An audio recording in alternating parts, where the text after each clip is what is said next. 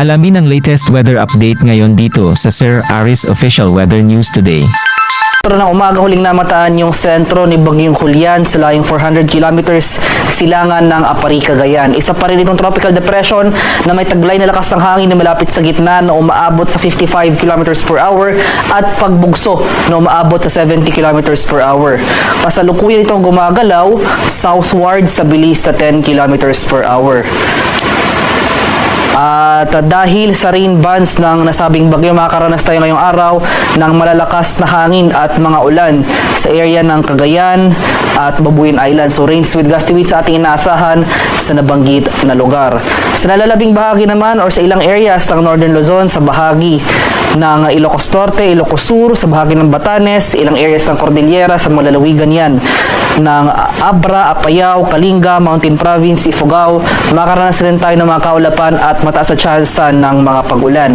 For Metro Manila and the rest of Luzon ay makakaranas naman tayo ng maaliwalas pa rin na panahon. Posible pa rin yung mga tsansa ng biglaan at panadali ang buhos ng ulan na dulot ng thunderstorms, especially sa hapon hanggang sa gabi. Maximum temperature forecast para sa Lawag ngayong araw, posible umabot ng 32 degrees Celsius. 32 degrees naman dito sa bahagi ng Tuguegarao at 25 degrees Celsius sa area ng Baguio City. Maximum temperature forecast para sa Metro Manila ngayong araw, posibleng umabot ng 33 degrees Celsius. 32 degrees naman sa bahagi ng Tagaytay at 32 degrees Celsius sa area ng Legazpi.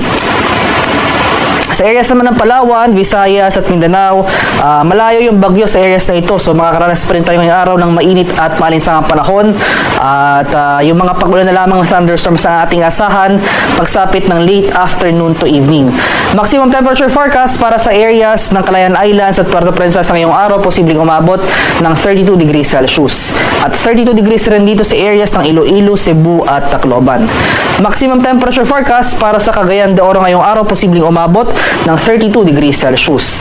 33 degrees naman sa bahagi ng Davao at 34 degrees Celsius sa area ng Zamboanga.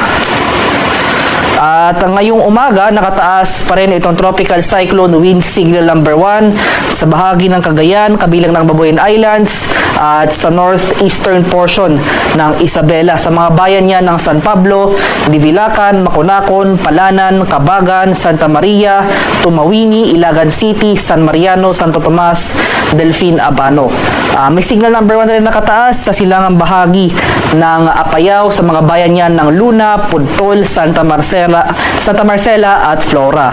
Kaya sa mga areas na ito na kung saan may nakataas na wind signal, maging handa tayo sa mga banta ng malalakas na hangin na dala ng Bagyong Julian. At throughout the passage ni Bagyong Julian sa mga susunod na araw, ang pinakamataas na wind signal na posible nating i-issue para sa bagyong ito ay wind signal number 4.